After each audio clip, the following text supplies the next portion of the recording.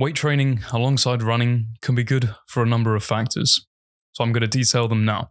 All right. So first of all, injury prevention. Strength training can help prevent common running-related injuries by improving strength and stability of your muscles and your joints, as well as increasing your bone density. Studies have shown that resistance training can reduce the risk of overuse injuries caused by running, for example. Okay. So improved running economy. Building strength through weight training can enhance your running economy, allowing you to run more efficiently.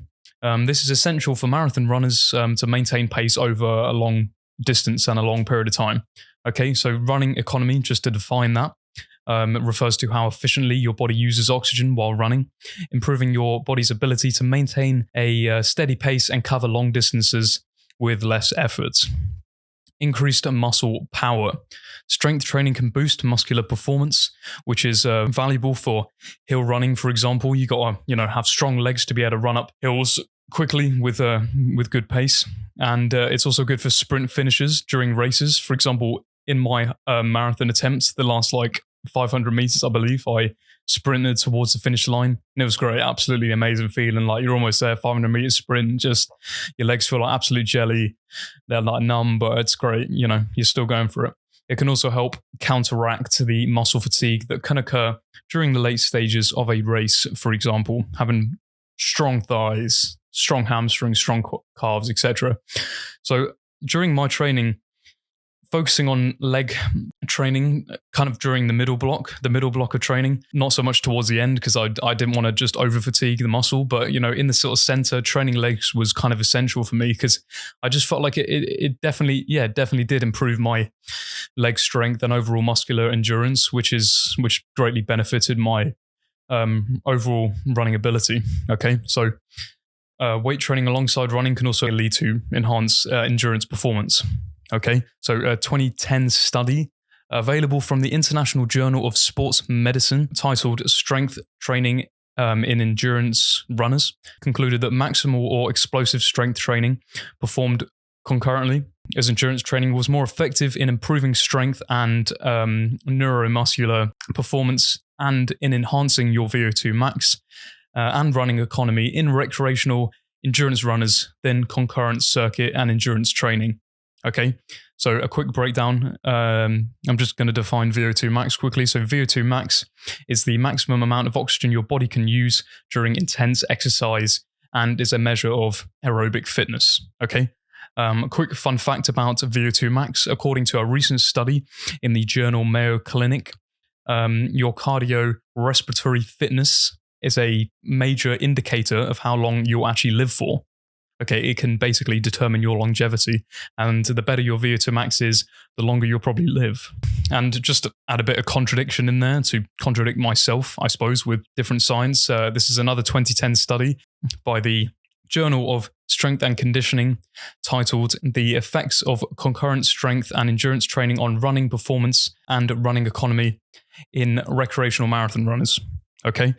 This study found there to be no benefits of an 8-week concurrent strength training for running economy and the coordination of recreational marathon runners despite a significant increase in leg strength. However, they determined that the results of this study may be because of an insufficient sample size or the short intervention period. Okay, so don't take that study as gospel, but it's good to provide, an insight into both sides of the story. For example, a 2016 study by the Human Performance Research Group Center for Health and Sports Sciences in Brazil, available on Springer Link, found that explosive training and heavyweight training are effective concurrent training methods aiming to improve running economy within a few weeks. Okay. However, long-term training programs seem to be necessary when the largest possible improvement is required. What's the verdict? Overall, my research has led me to believe that weight training alongside endurance training can lead to an overall improvement in running economy and therefore your overall endurance. So I would definitely recommend strength training and endurance training. So being a hybrid athlete, combining the two domains is not going to reduce your performance. In fact, it's going to increase your performance. Okay, it's going to benefit you, especially lower body training as well. But of course, it's good to get an upper body training session in all the running and all the weight training and all the protein intake, if you properly nail your diet, you're going to look sick. You're going to look, aesthetic. You're going to probably lose weight. You're going to have adequate muscle mass as well as have the cardio to be able to transport that muscle mass around on a regular basis. So it's important to factor in, however, recovery when combining the two domains, because obviously, training for a marathon is one thing, but combining marathon training with resistance training is also going to require you to recover a lot more. So it's important to factor in recovery when combining the two domains. If you're training for a marathon, say 3 times a week, weight training a few times a week on top of that will increase the amount of recovery that your body needs. Weight training in the taper phase, the last few weeks before your marathon, is generally not recommended, as this taper phase is designed to allow you to get the most amount of recovery possible. A strenuous weight training session, like in the weeks or days before your big endurance event, that being a marathon, is probably not best practice, because it may inhibit your performance, could lead to injury, could compromise your back. For example, if you're doing like squats or deadlifts, stuff like that, I would definitely avoid deadlifts throughout the whole of your marathon training, because I always felt they would compromise my back. However, I'm not an avid deadlifter, but if your back is used to it and you have correct form, it's perfectly okay. I would recommend that if you're used to it, of course, but generally, I wouldn't recommend it.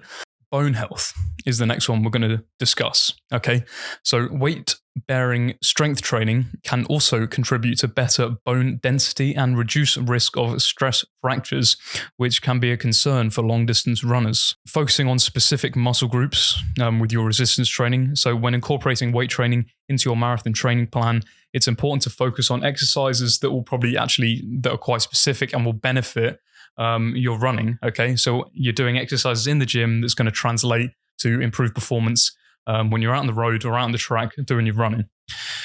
All right, so best to train stuff like your lower body, as previously mentioned, like squats, lunges, and some core exercises, okay, for stability. Ensure that the strength training complements your running schedule, allowing for adequate recovery between sessions. Obviously, I mentioned that's extremely important. Remember also, a well-rounded training program includes not only endurance training, but also strength training, flexibility work, and proper nutrition to support your overall marathon goals. Okay, so that moves us quickly and nicely onto the next part, which is diet, nutrition, and hydration protocols one should employ during marathon training for optimal performance. Thank you very much for viewing this clip. I do hope it has aided in your journey to achieve optimum living. If you have enjoyed it, please go check out the full-length podcast episode. The link will be in the description below, or you can click right there. Goodbye.